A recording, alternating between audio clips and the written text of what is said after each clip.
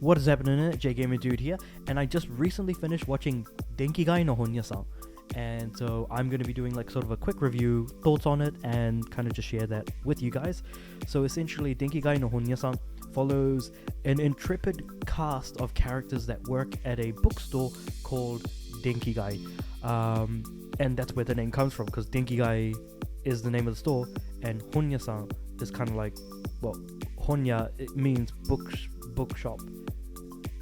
So like, you know, the workers at the bookshop essentially is kind of what they're referring to with Denki-gai no Honya-san in the title. And we've got a bunch of interesting characters that all have pretty much just got like, I think everyone's name is pretty much supposed to be like a nickname of sorts. And that's what makes them very memorable. So like you've got Kantoku, who's kind of like the director, so he's kind of like the big boss man, even though you've got Tencho, who is higher than him but never really appears much throughout the series. Then you've got like, you know, so you've got him, you've got Kantoku, you've got Sensei. So one of the characters is called Sensei because she draws manga in her spare time, but also she's like sort of an upperclassman to the so she's like been in this, she's worked at the store for longer, so people always go to her for like wanting to learn more about how to do their jobs well and things like that.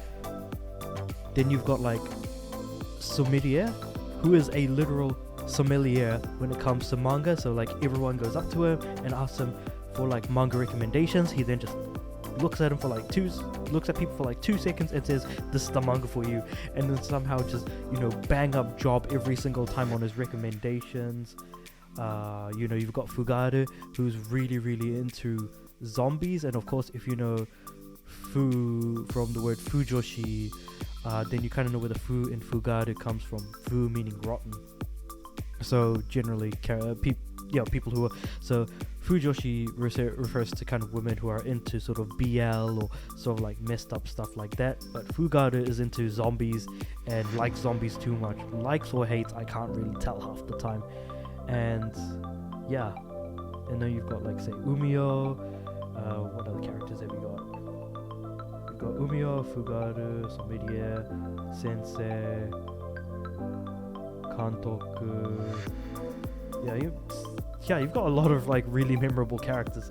So essentially it's a slice of life, and the story is pretty much just all the characters having relationships with each other, and it's slowly sort of building up over time. Comes off initially as like sort of a, you know, turn your brain off slice of life for like maybe the first 6 to 7 episodes of the 12 episode season, and then the last 4 to 5 episodes kind of gets a little bit more serious in relation to romantic relationships with characters and how they feel about each other and stuff like that. The show doesn't really have much of an ending, so that's a massive like thorn on in the suppository, if you will, that is really just being stuck up its ass right now. So that kind of sucks.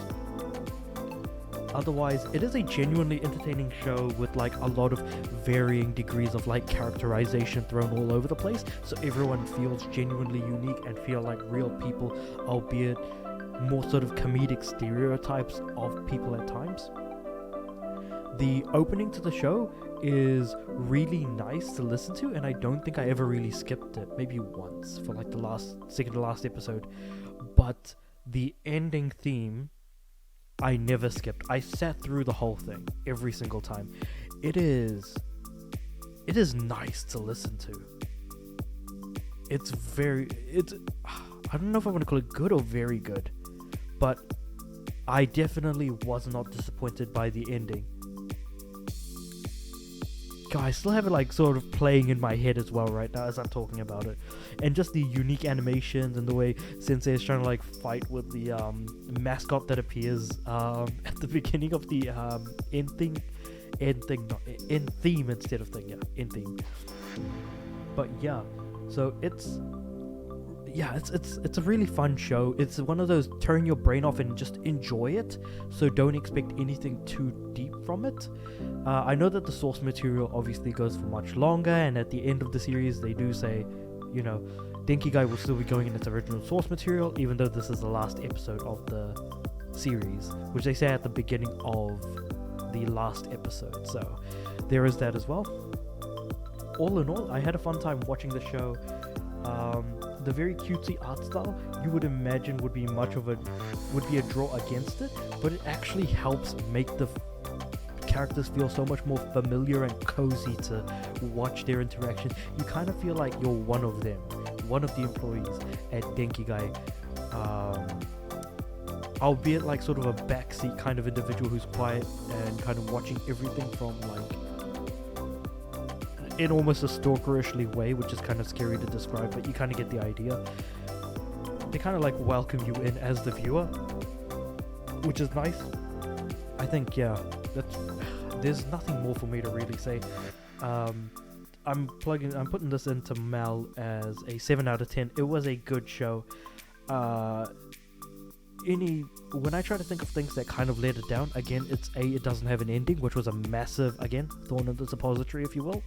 Just trying to make sure I get some ass jokes in there a few more times.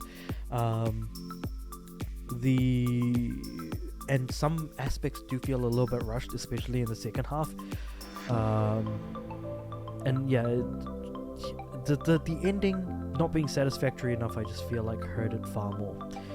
We never really got to see full story arcs. We only managed to see parts of it, and who knows how much of them we've seen.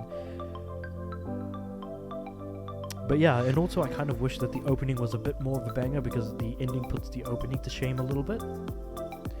But yeah, so with all that said, let me know what you guys thought about the show if you have seen it. So Denki-gai no Honya-san, it is on Crunchyroll, which is how I watched it.